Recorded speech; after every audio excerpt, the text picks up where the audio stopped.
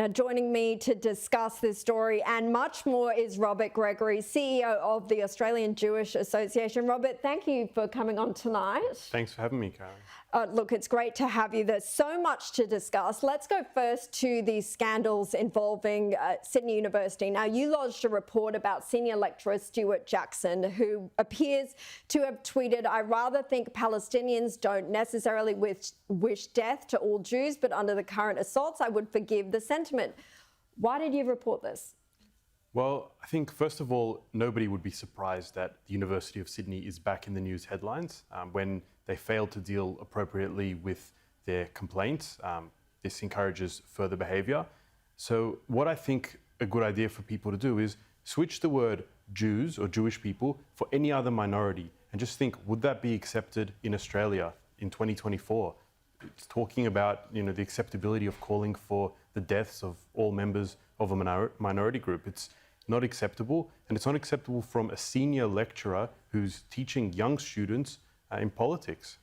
Now, the report was only made yesterday and the university is closed until January 7, as we said earlier. But what do you think should happen to this senior lecturer once the university gets onto this complaint?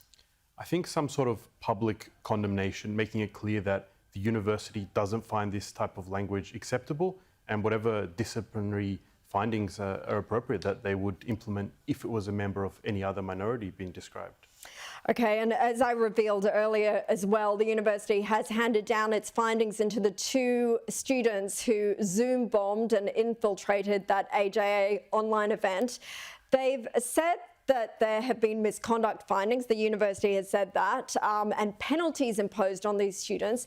But what did you make of this response that you got from the university? Look, we've been disappointed in the university's response since the beginning. This happened towards the beginning of the year. We made a complaint. Originally, nothing was done.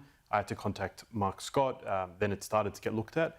Again, it just sat there for a while, and then we mentioned in our submission to the Senate inquiry into university anti-Semitism, and it seemed like the university finally started investigating it. But again, they haven't disclosed what the penalties are. They won't publicly say who the students are, even though we know, and they did say that they're associated with the Muslim students group there, and they were quite prominent with the encampment. So again, the university should be coming out publicly and saying this kind of behaviour is unacceptable. You can't use university premises to harass the Jewish community in this way. They've really got to change how they approach all these issues if they're serious about their commitment to tackling this problem, I think. Now, look, I also spoke at the top of the show about the arrest of neo-Nazi Joel Davis last night, 3 days after the protest on the steps of Victorian Parliament. Now, you've said that it's puzzling he's been released without yet being charged, and you've blamed the governments for their lack of action on this issue, for allowing this sort of conduct to take place. Can you expand on that? Yeah, I mean, the whole thing is puzzling here. This took place on the steps of Victorian Parliament. This should be the most protected site in Victoria. I think we can even see police in the back of the video, but either way, there's cameras all around.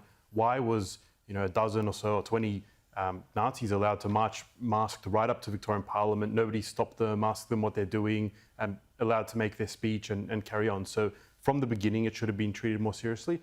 But what I was referring to is the government, the federal government and the Victorian government, their weakness on some of these extremist protests we've seen for well over 14 months now has led to this. As you said in your editorial, the neo-Nazis are watching. They see that the government doesn't take anti-Semitism seriously. In Victoria, we've had protests outside synagogues. We haven't seen people charged, and they know they can get away with it. So that's why they do it. Yeah, absolutely. Now, look, here's a bit of a strange one. A somewhat high-profile Sydney convenience store owner, and look, who knew there was such a thing? Well, he's recently released a chocolate bar called Palestine Chocolate. Now, they sell for $9.99 a block, or $140 for a box of 15, and 10% of every sale goes directly to help the people in Palestine. The chocolate also claims to be halal and kosher on the convenience store's website, and its packaging has a logo that says 100% kosher. Yet, Robert, you've discovered that this product has not actually been certified as kosher, and you've made a complaint to the consumer watchdog. That's right. The chocolate is 100% not kosher. No orthodox. You can't be 99% kosher. Exactly. It's either kosher or it's not. And this is, there's several organizations that approve kosher certification. None of them have done so with this. We see this as an attempt, like what much of the pro-Palestine movement is, to appropriate Jewish culture, Jewish identity, and you can't just claim something is kosher because you feel like it. It needs to be supervised, the ingredients, the equipment. There's a lot of things involved. Well, I've spoken to the Redfern convenience store owner, Hazem Seda, who tells me that while he did not go through the process of certifying the product as kosher, he says it's made purely from ingredients that are themselves certified kosher. But Robert, that's not quite enough when it comes to kosher, is it? Exactly. That's just not how it works. And if he was genuinely interested, he'd approach the Jewish community and find out how kosher works without just claiming that it is. Well, finally, Robert, last night I exclusively revealed the story of a Jewish host who says she was axed from a Sydney radio station, Skid Row, for refusing to support Hamas. Now, this story has been getting picked up by other media outlets today. It's gone huge online as well, and this station appears to have taken down its social media accounts. What did you make of Nicole's story?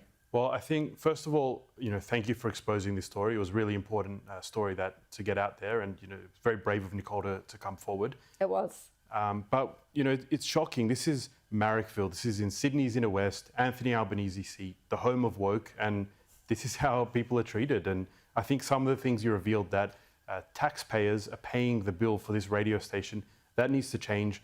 The local member, the Prime Minister, needs to take this seriously. The Communications Minister, because once again, if any other minority was excluded in this way and forced to, take part in things against, who they are, it just wouldn't be allowed. There is such a double standard, isn't there, when it comes to the Jewish community? And don't worry, we will continue to follow up the story. I've got some tips. I'm following it up for later this week. Robert Gregory, thank you so much for your time. Appreciate it.